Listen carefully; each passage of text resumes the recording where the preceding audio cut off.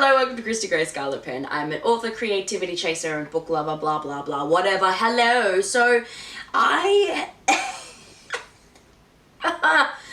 here again. Look, I consume book content. I watch Booktube, and that's about it.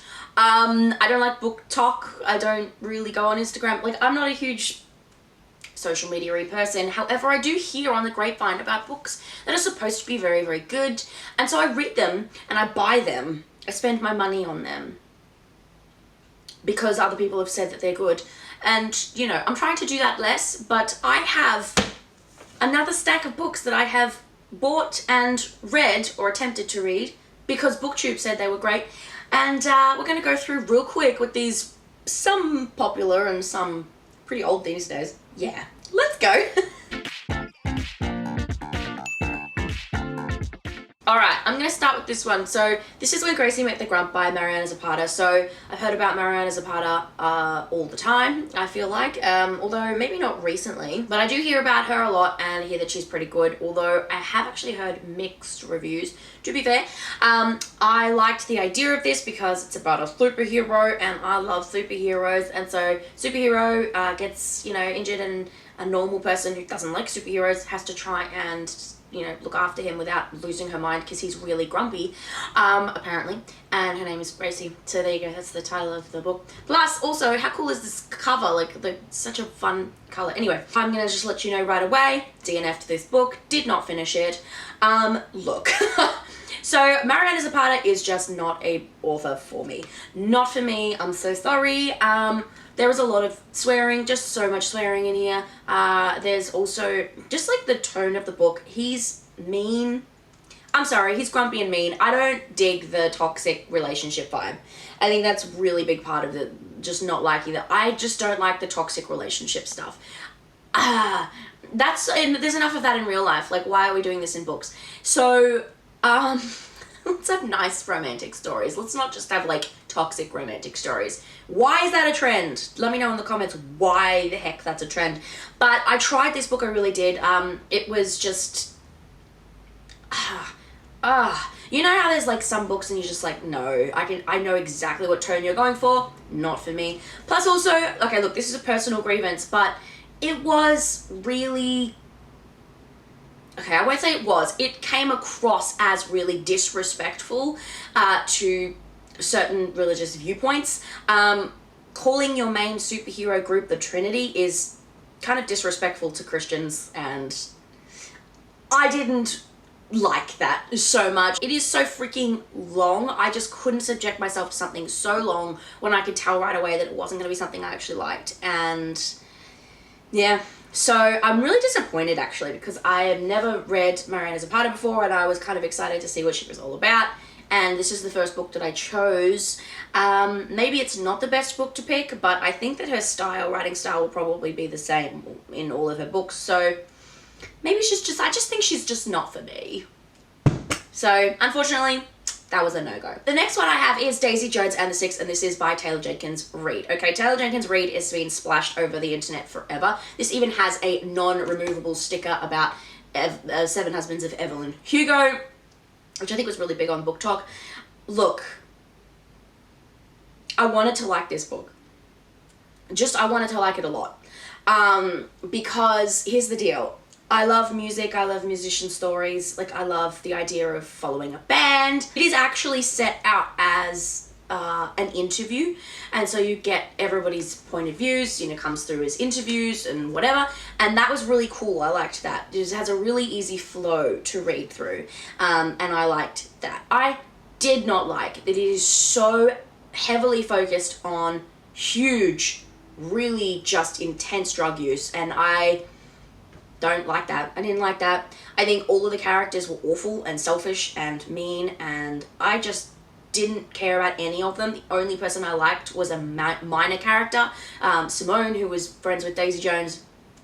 She was the only one with actual sense in her brain, and I think everybody else was ridiculous, and I just didn't like it. I thought they were all selfish, they were all way too, like, oh my gosh, this heavy drug use. I have an entire video about this book because it was my first Taylor Jenkins read. I think I would potentially read another one of her books if the story was not awful, because her style is good. It's just that I didn't like the content in here. So there you go. That was a no from me also. And I think pretty much let as spoilers, I think almost all of these I didn't enjoy. So, you know, maybe Booktube is wrong. Those were two very well-known, well, not very, well, those two well-known authors. Let's do something else. If We Were Villains by M.L. Rio. So this is like dark academia, Shakespearean actors in high school, teenagers. And then there's a murder and someone has been in jail for it for 10 years, and you sort of are getting this retrospective look at what the heck really happened, because the detective on the case did not believe the story that was told, and so he's asking this person, now that he's allowed to leave prison, what actually happened, and they're looking back and he's sort of explaining it. I loved the idea of this because I love a good mystery, and I actually like the pretentious Shakespearean mindsets and dialogue in here. I liked that. I will be really honest though, I DNF'd this book as well. So I used this book in another video where I read the first and last chapter. I read a couple because this is set out really differently than just chapters. It's actually set out in acts, and then act 1 has scenes. So there's like prologues and epilogues in some of it, but like it has like its scenes, and so it's not split up as normal chapters. A really cool element. So I did cheat a little bit. I think I read probably what would technically be 2 chapters on either side. I DNF'd this. I decided that after reading the beginning and the end, I didn't need to read the middle, and I wasn't interested to read the middle. Like I said, the style was kind of cool. The story itself, I was like, nah. I have no desire to continue reading, and I have no desire to figure out and read the middle. Which I actually found another book in that video where I was still excited to read the middle, but this just wasn't it for me. And now after I knew the end, I just didn't care to keep going. I just couldn't be bothered. And I was like, okay, I will say in terms of like, this is, you know, sort of Shakespearean-esque, and it has a very Shakespearean-esque tone and ending to it. And so, yeah. All right, let's mix things up a little bit with a book I actually liked, and it is The Midnight Library by Matt Haig. So I've heard people talk about this book and say it felt very like preachy. I don't understand what they're talking about. I don't understand what they're talking about. I don't see it as self-help preachy whatsoever. So this book is about a woman who dies, and she goes to a library, and the librarian there tells her that she can experience other potential lives of hers that she didn't take by other choices. So it's kind of like those books when you were a kid and you get to choose where the story goes, and you're like, I want my character to make this choice, and then if you do, you go to page 10, whereas if you want your character to make that choice, go to page 5, and so then you end up choosing how the story goes based on the choices. It's a lot of choosing. Based on the actions that your character takes. And so she gets to go and say, oh, what would have happened if I actually would have made this choice in my life, and how would my life look now? And she gets to experience that. And so it's sort of like, I suppose, you know, what regrets did you have? Let's explore what your life would have looked like if you actually made that choice. For me, this book is not self-help preachy. For me, this book is more philosophical exploration of an idea, and there's a difference between a philosophical exploration than there is like, just be happy with your life, because, you know, like, that's different, I think, and, you know, I could see how people would be frustrated, but I don't see this as self-help, and I don't see this as preachy. I see this as a philosophical exploration. Let's see what happens, like, how would your life have looked this way? Would you have been happy? Would you not have? Oh, okay, well then let's explore something else and see how that works out. Like, that's just more explorative. I liked it, okay? I did like it. I'm not going to keep it because I don't see myself ever reading it again. That's the only reason I'm not keeping it. I really did like it. I enjoyed the story. I enjoyed the book. There is trigger warnings in here. Very serious ones, so if you're going to read it, I would check those first.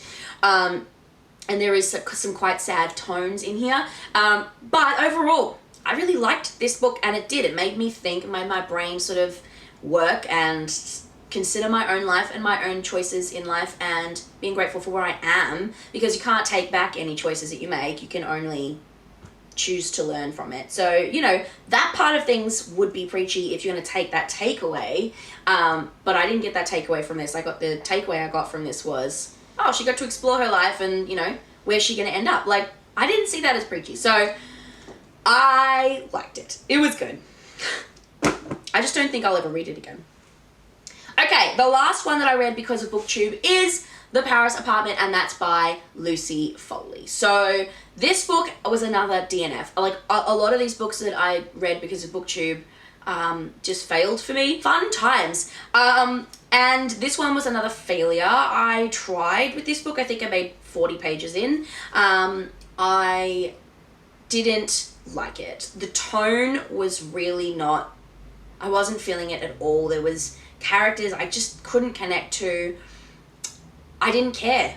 Her brother's missing and I didn't care. So this girl goes to her brother's apartment in Paris and finds out that actually he is missing, and she wants to try and figure out what the heck is, like, what happened and where is he, and his neighbors are not being very helpful, and they're kind of very actually cagey and mysterious and just really standoffish. This says like an Agatha Christie for the age, and I feel like no. I couldn't get behind the main character or any of the supporting characters, like the other tenants around. And to be quite honest, I actually didn't care what happened to her brother, and I feel like whatever happened to him already feels like within the first 40 pages that it's his fault. Am I supposed to feel like it's his fault that he's gone missing and then he could just be in a ditch somewhere and I'd be like, yep, you brought that upon yourself? Like, am I supposed to care? Is that how I'm supposed to feel about these main characters? And I'm like, you guys all brought this upon yourselves and you deserve exactly what you got? Because that's how you're making me feel, like, in the first 30 to 40 pages. I don't feel like that's how you're supposed to feel in a book. You're supposed to care. I mean, even characters who are really, really unlikable, you're supposed to care about them a little bit. And I just did not. And so I didn't bother continuing on. I was bored, I didn't care, and I just decided to move on with my life and not continue. I think I looked up the end and I was like, okay, well, okay. Because, okay. Why? Why? Why do I waste my life on books that I know will not make me happy? So I have decided to stop doing that. And yeah, you know what? Booktube can be hit and miss. I've had some hits before for Booktube books. I have found some I really liked. I really have. I think the Legend series by Marie Lu, I loved that, and I read that because of Booktube. So you know what? It's not all doom and gloom. Unfortunately, this video was very doom and gloom. It doesn't mean I always don't like books, because, you know, it was just these ones I didn't like. But there you go. Those are my thoughts on relatively popular books and authors on Booktube. Have you read any of these and disagree? Please let me know in the comments why the heck you liked these things, because, you know, I need to know why people liked it, because I did not. Otherwise, thanks for watching, and I'll see you guys in the adventures.